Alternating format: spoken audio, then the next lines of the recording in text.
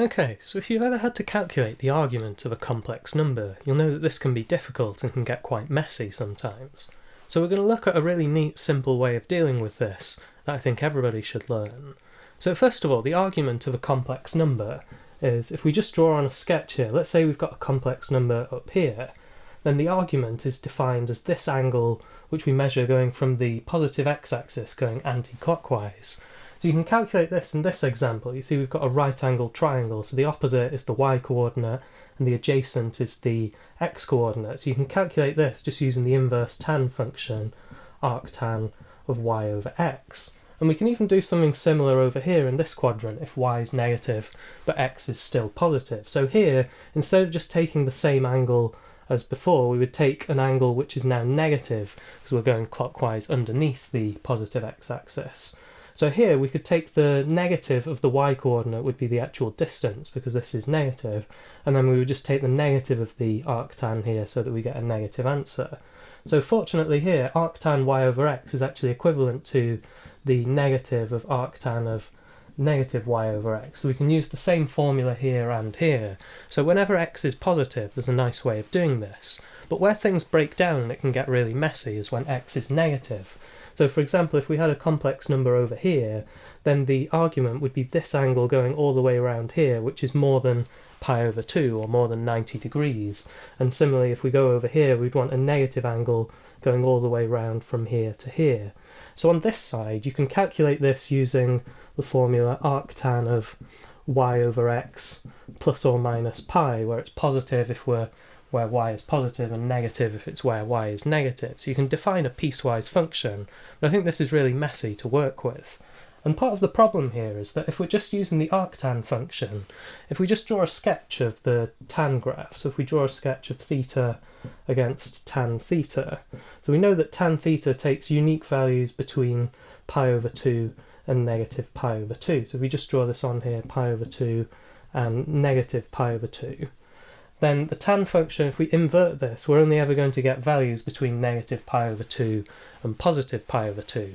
But when we're working with the argument of a complex number, we actually want this to be between negative pi and positive pi. So we go all the way up to positive pi here, or all the way around to negative pi here. And the problem with the tan function is that we only get certain values between negative pi over 2 and positive pi over 2. But instead of considering the actual angle theta, if we're to instead consider the angle theta over 2, so we just consider half of the angle, let's draw a sketch of this now. So this would be almost the same graph, but then we're just doing a stretch of scale factor 2, so making everything twice as wide. So now our function is going to, instead of just between negative pi over 2 and pi over 2, it would go all the way between negative pi and positive pi. So now we've got a nice function which we can work with, which takes values in this entire range between negative pi and pi. So if we work with the half of the angle here, we can get a nice function out, as we'll see. So first of all, if we look at the case where y is positive, we'll look at how we can get this angle theta over 2 to arise naturally. So what we've done here is we've effectively drawn a circle which has got a centre at the origin and which passes through our complex number in either case. So how do we know that this angle is theta over 2? Theta is our argument here. This angle is theta over 2 just because we're using a classic circle theorem here. So we have the angles subtended by the same arc. So here it's this little arc and here it's this bigger arc. So on a circle, the angle subtended by the same arc at the circumference is half of the angle at the centre. So we know that this is indeed theta over 2. And now we can work out what tan of theta over 2 is just using some trigonometry. So in this first case, if we imagine we've got this right-angled triangle here, then the height is just going to be the y-coordinate, which is nice to work with, and then the width here, we can think of this as we've got the x-coordinate here, and then this point over here is going to be the negative of the radius of the circle. So here the x-coordinate is negative of the square root of x squared plus y squared. So this is just the modulus, or the absolute value of our complex number. So then the distance from here to here, like how if you want to do the distance from 3 to negative 5, you do 3 take away negative 5 to get 8. So here we do x take away the negative of this.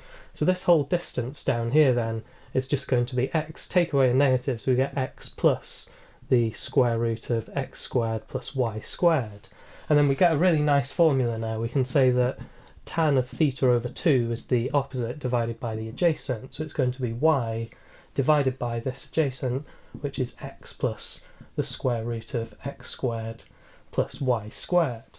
And then if we try and do the same in the second scenario, where again we've got theta and this half angle theta over 2, we're now working with a different triangle. We're working with this right angled triangle here, and the height is once again just going to be the y coordinate, so this is our opposite side length, and here we can do exactly the same calculation. So our x coordinate here is just x, and the x coordinate here is the same as before, the negative of the square root of x squared plus y squared. So now it's more analogous to, let's imagine we wanted the distance between -3 and -5. You would still do -3 take away -5 and you'd get 2 in this case. So here, just like before, we're going to do x take away the negative of the square root of x squared plus y squared. So once again we're going to get tan of theta over 2 is going to be our opposite, y, divided by our adjacent side length, which is again just going to be x plus the square root of x squared plus y squared. You can see that this formula works now in all the cases where y is positive. So now if y is negative and we have theta as the argument of x plus iy, so we say theta is the argument of this complex number we're interested in, on our picture this angle here is no longer theta, this is actually the negative of theta, because the argument goes, this is negative now when y is negative. And similarly here we wouldn't have theta over 2, we'd have negative theta over 2. And then just like before, we can use some trigonometry to check if this equation is going to work here. So we can do this. First of all, the height here is actually going to be negative y, because the distance is going to be positive when y is negative. And the width, just like before, we can label this, we're going from x all the way down to negative the square root of x squared plus y squared. So just like before, it's x take away negative root x squared plus y squared.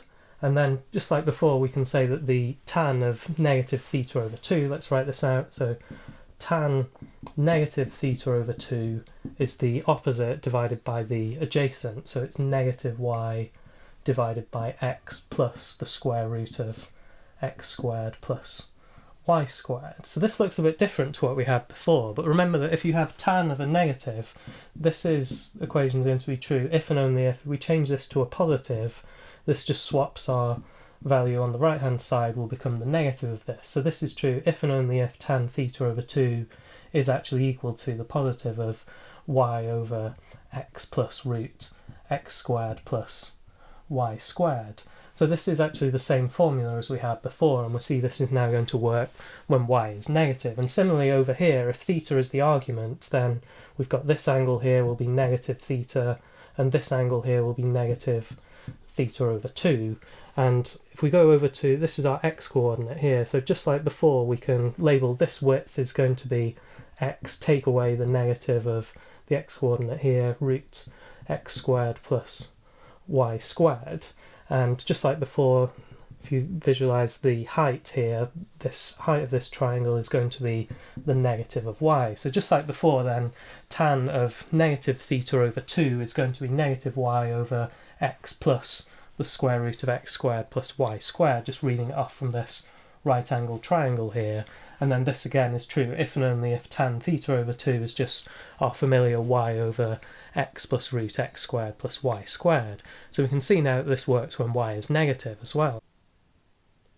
So now let's write an explicit formula for the argument of this complex number x plus iy. So if we know that tan theta over 2 is this fraction, we can just take inverse tan, and we see that theta over 2 is going to be arctan or inverse tan of y over x plus the square root of x squared plus y squared. And then if we want to get theta, the argument on its own, we can just multiply by 2 on both sides, and we get theta is equal to 2 times arctan of this expression.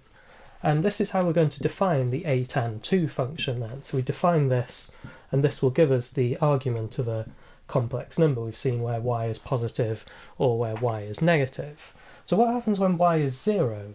Well, if we split this into different cases, first of all, when y is 0 and x is positive, we're going to end up with arctan of 0, which is just 0, and the argument of a positive real number like this should be 0, so the function works here. And when y is 0 and x is 0, the argument of the origin isn't actually well defined, and here we just get a 0 divided by 0 expression. So that's not really a problem, because the argument of the origin shouldn't be well defined anyway. So the only problem with this function is that if we have y is 0 and x is negative, we're going to end up with a 0 divided by 0 expression here. From 0 is y, and then x is negative, and then here we have the square root of x squared becomes positive. So that 0 divided by 0 expression isn't well defined. But here we should really have, this is a negative real number, and the argument of this negative real number should be pi. But unfortunately the function doesn't work here. I don't think that's too bad, because this works then for every complex number, with the exception of if you put in a negative real number, you just need to know that the argument is going to be pi then. So now finally, you might be wondering why I've written this as yx rather than xy. And this is basically for historical reasons. The function was defined using, instead of having an argument like we've seen for complex numbers, where you go from the positive x-axis round anti-clockwise like this to find our angle, there's also ways of defining an angle where you go around clockwise from the positive y-axis instead. So this is how the function is originally set up. But you can see that if you go from swap your x and y, so if you swap the role of x and y, this is like doing a reflection in the line y equals x. So this turns this scenario of going anti-clockwise from the x-axis is then equivalent to going clockwise from the y-axis. So this explains why we've written this with yx rather than just xy. So then we've got a really nice simple function which we can use as long as you don't have a negative real number. You can use this for any complex number as a nice shortcut then to find the argument of that number.